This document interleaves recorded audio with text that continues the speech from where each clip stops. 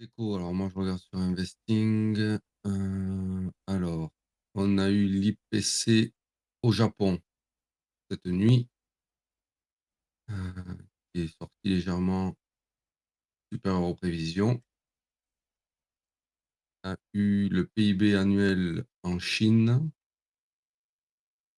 vente au détail en Angleterre, en augmentation, supérieur aux prévisions, pas mal.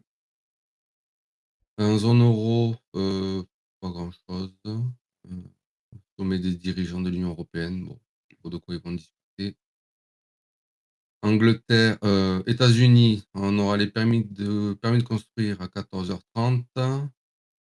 Discours de Bostic, membre du FOMC à 15h30, avec avec Kashkari, pardon, membre du FOMC. Pas mal de news autour de la Fed de cet après-midi jusqu'à 19h. Les positions après des spéculatives sur les différents marchés tels que le maïs, l'or, le Nasdaq, etc. À 21h30. Yes. Alors, focus.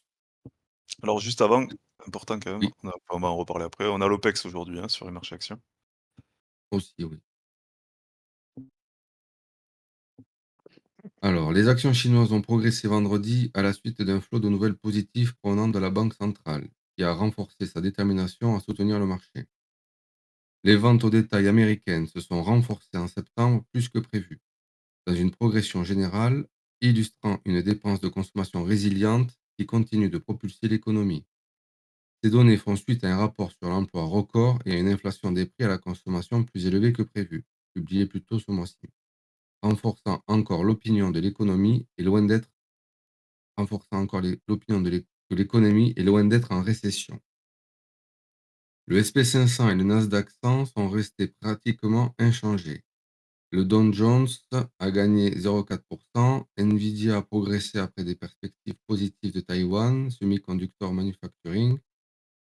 Euh, Travelers a bondi de 9% avec des bénéfices triplés à 1,3 milliard de dollars par rapport à l'année précédente. Elevance Health Inc. a chuté de 11% après avoir revu à la baisse ses perspectives annuelles. Open Europe. Les contrats à terme sur actions européennes indiquent une ouverture au comptant terme. Le contrat à terme de l'Eurostoxx 50 était en baisse de 0,2% après que le marché au comptant ait clôturé en hausse de 0,8% jeudi. Les contrats à terme sur actions américaines manquaient de direction après des hésitations récentes et ont ignoré les développements liés à la Chine. Pour la suite, les temps forts incluent les ventes au détail au Royaume-Uni, les permis de construire aux États-Unis, l'enquête de la BCE auprès des prévisionnistes professionnels, les commentaires des responsables de la Fed Bostic, Kashkari et Waller, ainsi que les résultats de régions financières. Fifth Bancorp, Procter Gamble, American Express, SLB, Ali Financial et Volvo. Closing Asia. La SX 200, cet indice boursier australien, a baissé après avoir atteint des sommets récents. Les secteurs des services publics, de la consommation discrétionnaire et de la technologie ont joué un rôle majeur dans cette baisse. Cela indique une baisse générale dans presque tous les secteurs économiques en Australie. J'ai pas partagé mon écran, je viens de l'apercevoir. Je vais le partager peut-être, non? Ouais, s'il te plaît.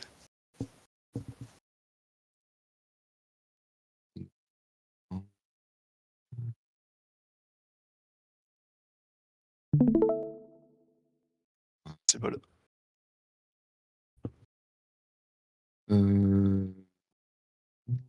Cette baisse, ça indique une baisse générale dans presque tous les secteurs économiques en Australie.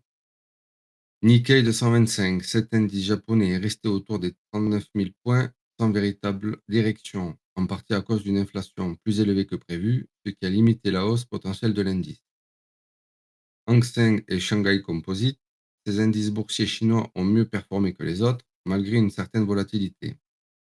Cette situation est due aux nombreux indicateurs économiques venant de Chine et aux grandes banques qui ont réduit les taux d'intérêt sur les dépôts de 25 points de base.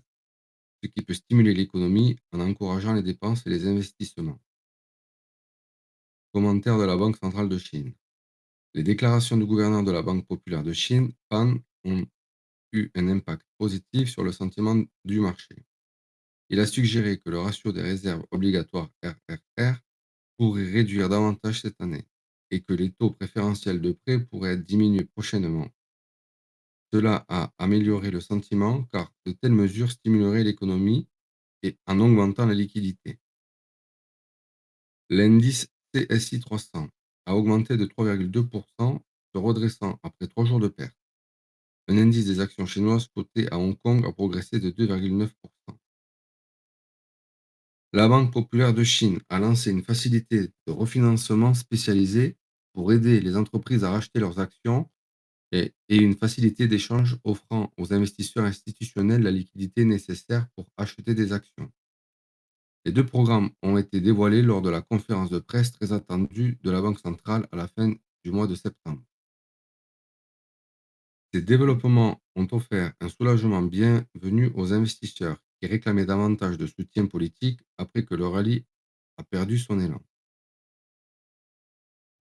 De nouvelles données publiées vendredi ont montré que les autorités devaient accélérer la mise en œuvre des mesures de relance pour atteindre l'objectif de croissance annuelle, avec un ralentissement de l'expansion économique au troisième trimestre.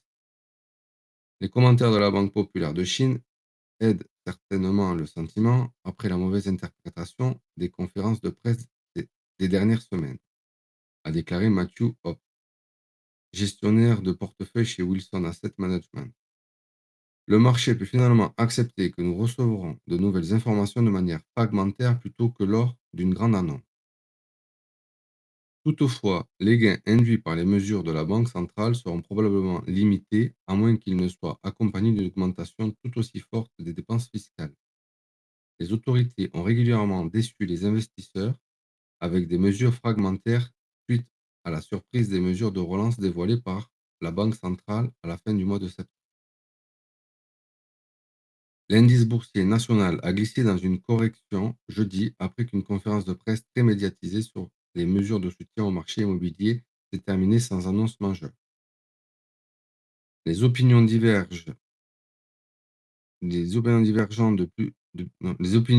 de plus en plus sur l'opportunité pour les investisseurs de se lancer dans le rallye à ce stade.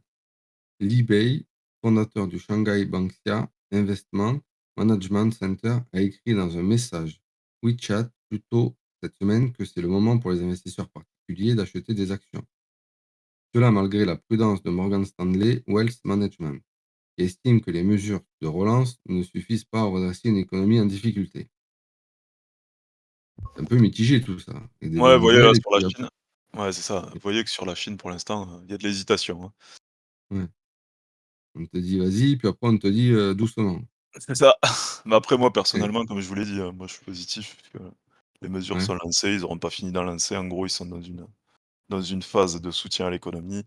Ils vont les annoncer les mesures fiscales de toute façon, hein, je pense qu'ils vont lever de la dette pour, de la dette à long terme pour relancer tout ça. Mais en tous les cas, pour moi, ils sont dans cette démarche-là, donc c'est le moment, Mmh. d'acheter la Chine, clairement. Bon.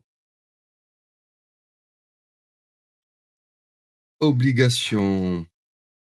Contrat à terme sur les obligations du Trésor américain UST à 10 ans. La demande pour ces contrats a diminué à la suite d'un bear steepening, accentuation de la pente de la courbe des taux observée la veille. Cela signifie que les taux d'intérêt à long terme ont augmenté plus rapidement que ceux à court terme, souvent un signe négatif pour les obligations.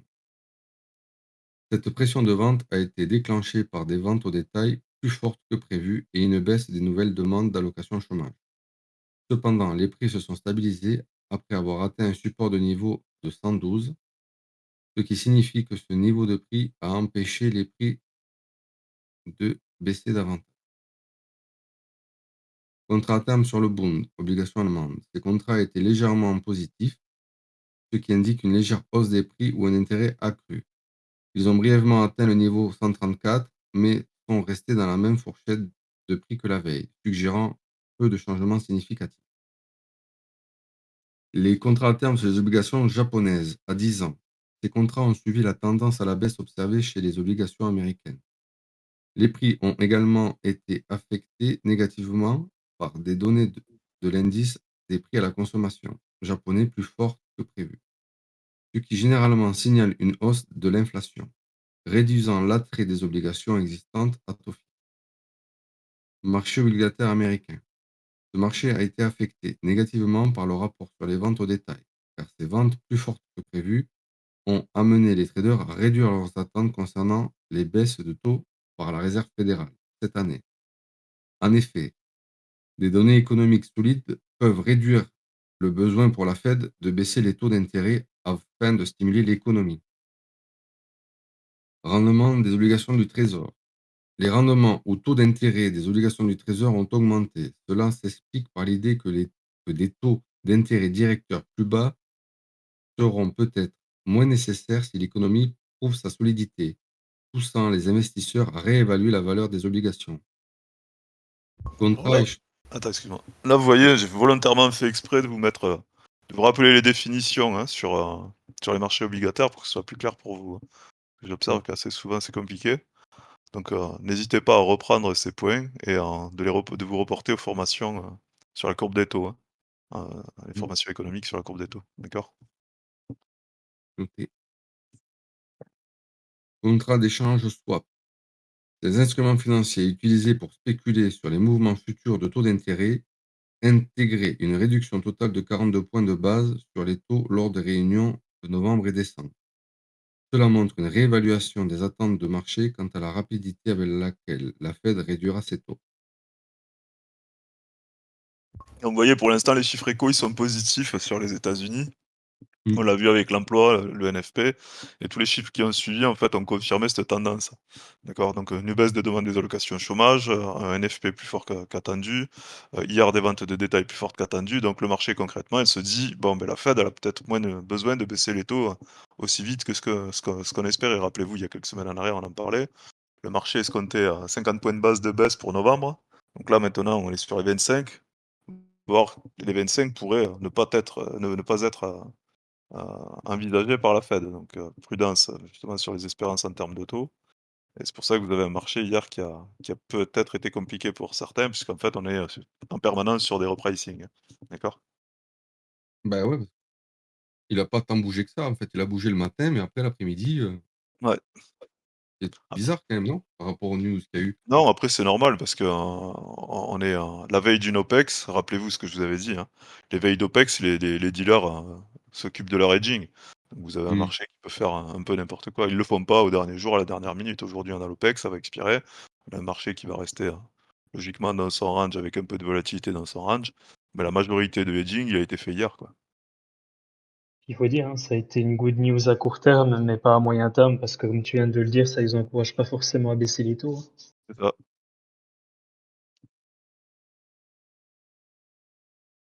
OK. Alors le pétrole, enfin les matières premières. Contrat à terme sur le pétrole brut. Ces contrats ont enregistré de légers gains malgré une certaine volatilité. Cette volatilité a été observée après que le Premier ministre israélien Netanyahou a confirmé la mort du leader du Hamas, Sinwar, ce qui a initialement suscité des espoirs de cessez-le-feu. Cependant, les pertes initiales dans le prix du pétrole ont été inversées lorsque Netanyahou a affirmé que la guerre n'était pas terminée et a promis de continuer avec une intensité maximale jusqu'au retour des otages. Cela montre que les tensions géopolitiques influencent les mouvements du prix du pétrole. Or au comptant, le prix de l'or a poursuivi sa récente hausse pour dépasser le niveau de 2700 dollars USD par once, atteignant ainsi un nouveau record historique. Cela souligne une forte demande pour l'or, souvent considéré comme une valeur refuge en période d'incertitude géopolitique ou économique. Vous voyez sur l'or, hein, le signal, il vous a été clairement donné cette semaine, hein. Comme je vous ai dit, moi je suis pas là pour vous fournir des signaux, mais, avec ce que j'avais publié, je pense que vous aviez compris que c'était bullish sur l'or, notamment avec ce que j'avais publié sur le SKU, que ce soit sur Mm. Twitter ou dans les canaux. Voilà, l'or, il était clairement orienté à la hausse et c'est pas fini, hein, donc prudence si vous voulez porter et évitez d'aller en contre-tendance. Donc, contrat à terme sur le cuivre. Les prix du cuivre ont augmenté alors que les investisseurs ont pris connaissance des derniers développements en Chine, notamment des grandes banques. qui ont réduit leur taux d'intérêt de 25 points de base sur les dépôts à taux fixe en yuan. Il y a également eu un rapport erroné sur la Banque populaire de Chine qui aurait effectué de nouvelles réductions des taux de financement à court terme, ce qui a pu influencer temporairement le sentiment du marché. Forex Trend. Alors, le dollar américain dit DXY, l'indice DXY qui mesure la force du dollar par rapport à un panier de devises a pris une pause après s'être renforcé grâce à divers indicateurs économiques américains, tels que les ventes au détail, les nouvelles demandes d'allocation chômage et l'indice d'activité de la Fed de Philadelphie. L'attention est maintenant portée sur d'autres indicateurs à venir, comme les mises en chantier de logements et les permis de construire, ainsi que les interventions des responsables de la Fed. Euro-USD. L'euro a récupéré un peu après avoir subi la force du dollar. Cependant, la reprise de l'euro est limitée par la récente baisse des taux par la Banque centrale européenne et des rapports suggérant une nouvelle baisse très probable en décembre. GBP-USD. La livre sterling est restée stable, oscillant autour du niveau de 1,3 en attendant les données à venir sur les ventes au détail au Royaume-Uni. Cela montre une activité attentive avant de nouvelles informations économiques. USD-JPY. Le taux de change dollar-yen est passé en dessous du niveau clé 250, après que les dernières données sur l'indice des prix à la consommation CPI du Japon se sont avérées plus élevées que prévu. Bien que le rythme est ralenti par rapport au mois précédent, De plus, il y a eu des pressions brèves suite à des commentaires de haut niveau sur le yen par le diplomate monétaire principal du Japon. Ça, c'est les Antipode. menaces. Pardon, Oui, ça c'est les menaces d'intervention, hein. Donc attention sur le yen. oui. Antipode, AUD et NZD. Les devises australiennes et néo-zélandaises ont eu du mal à trouver une direction claire, reflétant un paysage général peu animé sur les marchés d'échange. Un soutien modeste a été observé après les dernières données du PIB chinois et des activités économiques, mais l'effet des annonces récentes de la Banque populaire de Chine a été de courte durée. Alors, ce matin, JPY en tête, euro, franc suisse au milieu, USD plutôt en fin de peloton avec CAD et NSD. Bon, c'est plutôt, mitigé avec peut-être un Ouais, petit ça s'est réactualisé depuis tout à l'heure, on est en risk on sur le forex. Le yen est quand même assez fort, mais c'est à cause des commentaires, de menaces d'intervention de la Banque centrale du Japon et bien sûr les chiffres de l'inflation au Japon. Donc c'est plutôt technique, c'est pas lié à de la peur sur le marché, donc on est plutôt en risk on. Là, on a la livre qui est passée en tête avec l'OSI, juste là, on derrière. est là. Actuellement, on est comme ça. Mmh. On est en risk on, hein, sur le forex. N'oubliez pas les nouvelles chinoises, qui ont été vues positivement et le marché, chinois qui a été, Ouais. qui a progressé cette nuit, hein. On est plutôt en risk on. Après pour les US, on a l'OPEX pardon, aujourd'hui, on va le voir dans la recherche bancaire. On a Mmh. l'OPEX aujourd'hui qui, a créé de la vol, mais, dans des ranges confinés. OK. Alors géopo, J'ai rien à ajouter sur la géopo ce matin. On connaît les OK. infos puisqu'en gros, le leader du Hamas, enfin une figure clé du Hamas a été déclaré comme assassiné par Israël, donc ça a été vu positivement dans le sens où plusieurs pays ont appelé comment dire? À un cessez-le-feu. Bon, comme vous l'avez vu, les autorités israéliennes n'ont pas l'intention de s'arrêter, donc la géopolitique reste toujours sur la table.